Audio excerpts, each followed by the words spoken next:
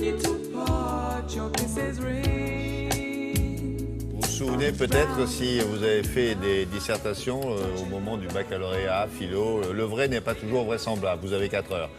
Ben là, voilà, le vrai n'est pas toujours vraisemblable. On vous aurait raconté cette histoire, vous n'y auriez pas cru, et pourtant celle qui l'a vécue le raconte, elle va bien. Elle va très bien. Mais ça a même. failli mal tourner. Elle s'appelle Maud Julien, elle est thérapeute, elle a une 50aine d'années, elle est belle, elle est solaire, elle est spécialiste de tous les problèmes qui touchent à l'emprise. Et on va voir qu'elle sait de quoi elle parle, puisque effectivement, elle est presque une rescapée.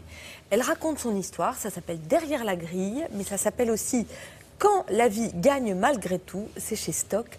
Et c'est une histoire invraisemblable une enfance saccagée, on peut le dire, et en même temps d'une liberté, de la conquête d'une liberté. Je vous le dis parce que si j'avais pas su que ça finissait bien, je ne sais pas si j'aurais été le lire. Et honnêtement, allez-y parce que ça en vaut la peine. C'est l'histoire d'un homme qui... c'est un chef d'entreprise dans le nord de la France. Bon, il est franc-maçon, mais c'est un homme qui est tout à fait, en tous les cas... Comme il y en a d'autres. Exactement. Rien de particulier. Exactement. Il va un jour aller dans une famille du Nord, une famille très pauvre, une famille nombreuse, et il va négocier avec le père de la famille de prendre la dernière petite fille de cette famille, qui a qu'une petite fille de 6 ans. Il va dire, voilà, je vais vous la prendre, je vais lui donner la meilleure des éducations possibles, mais en échange, vous ne la reverrez jamais. Est-ce qu'il y a eu une transaction financière, etc. On ne sait pas. Il dit je l'adopte, je lui donne mon nom. Exactement. Il l'emmène, il va effectivement lui donner une très bonne éducation, et puis, quand elle va devenir une femme, il va l'épouser, et avec cette femme, il va avoir une petite fille, Maud Julien, l'auteur de ce livre, dont il va décider qu'elle doit devenir un être supérieur, une surfemme. On part déjà sur une base qui est assez particulière. Voilà un homme qui a une vie, jusque-là en tout cas, étonnante avec cette histoire d'enfant adopté qu'il épouse plus tard. Exactement. Il l'épouse, bon. Et donc il a cette petite fille, Maud Julien, qui quand elle a à peu près 3 ans, il va l'emmener dans une sorte de grand château dans le Nord, dont elle ne va pas sortir jusqu'à ses 18 ans et demi. Donc c'est une vie totalement une vie de réclusion, parce qu'il a une philosophie. Il pense que le monde extérieur est mauvais et que donc lui va se charger de former à sa manière cette petite fille, suivant un programme qui ressemble à une sorte d'entraînement quasi militaire. D'accord. Là, ça ressemble à ce que nous avons déjà vécu en tant que spectateurs. Natacha Campouche, séquestrée par un homme qui la viole, qui lui fait des enfants. D'autres. Mais là, il ne s'agit pas de ça.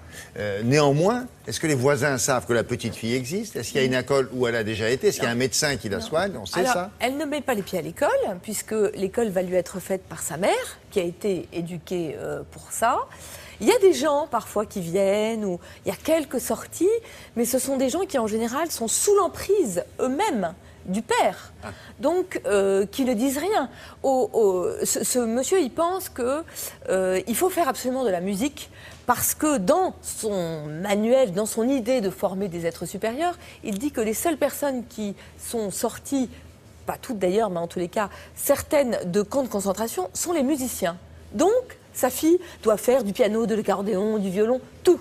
Et au départ, elle a une prof de musique à l'extérieur qui va se rendre compte qu'il y a quelque chose, les mains de la petite fille sont toujours écorchées. Donc elle va commencer à dire, à partir du moment où le père sent qu'il est démasqué, hop, la petite fille finit les leçons. Et à la fin du livre, cette jeune femme, Maud Julien, elle va être sauvée par un professeur de musique. Mais le professeur de musique, il va dans la maison et il va se rendre compte que quand même il y a quelque chose qui ne va pas.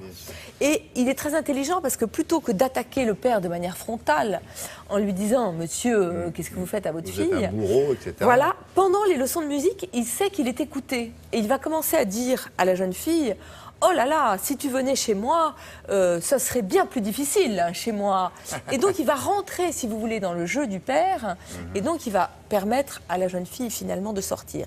Est-ce qu'elle dit qu'elle manifestait un goût pour la liberté? Elle voyait à travers la fenêtre, elle supposait qu'il y avait d'autres enfants. Oui, c'est ça qui est formidable, parce que ce livre, il est atroce. Je ne vous ai pas raconté des scènes atroces, mais il est surtout un manuel de survie.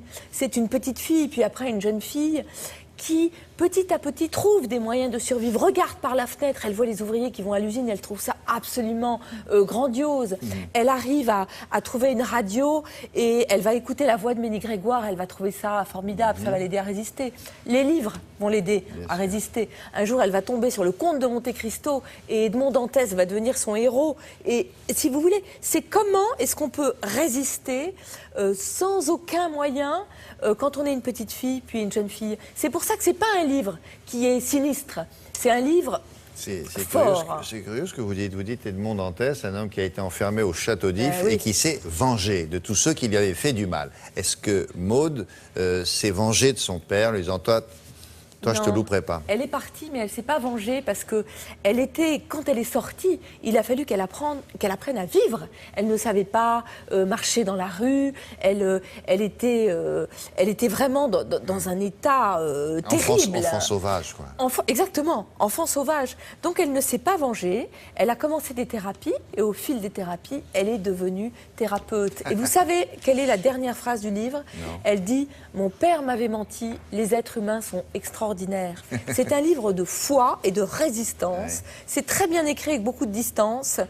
C'est vraiment un récit extraordinaire. Voilà, oui, c'est ça. Quand vous lisez ça, vous dites mais non, elle en a rajouté, c'est pas possible. On fait pas ça à une enfant. Non, je vous ai pas... oui. Ça vaut vraiment le coup. Je vous parlerai de ce livre pour les enfants qui est formidable. La prochaine fois, les mots de Julien, elle méritait vraiment une chronique à elle toute seule. Merci beaucoup. On se quitte quelques... C'est des petites secondes ou c'est des grandes minutes? Bon, on se retrouve de toute façon après.